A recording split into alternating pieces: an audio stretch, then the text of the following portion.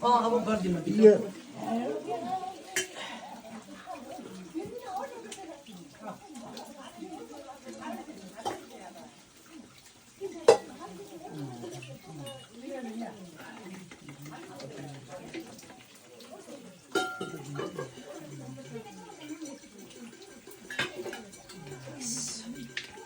यो एकचोटि पुरै देखाइदिनु न ए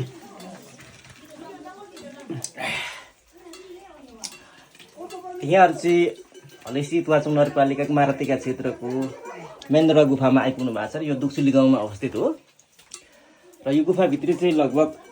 7 जनासम्म बसेर चाहिँ ध्यान गर्न मिल्ने ठाउँ छ र जतिखेर गुरु रिम्पोछेले मन्दरवाला यहाँ ल्याउनु भएको थियो उहाँले प्रयोग गर्नुभएको यहाँ चुला हेर्न सक्नुहुन्छ तिब्बती भाषामा थाक भनिँदो रहेछ त्यस्तै गरेर यहाँ चाहिँ आकाशमा चन्द्रमा देख्न सक्नुहुन्छ चन्द्रमा सेतो धब्बा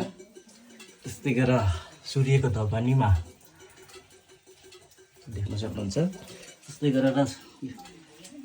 यो पृथ्वीमा धेरै बाँच्ने जन्तु कछुवा जुन तिब्बती भाषा रेबे भनिँदो रहेछ त्यस्तै गरेर चाहिँ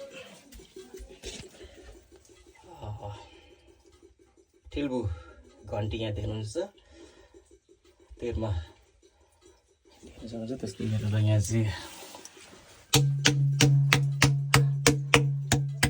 डमरू यो राङचुङ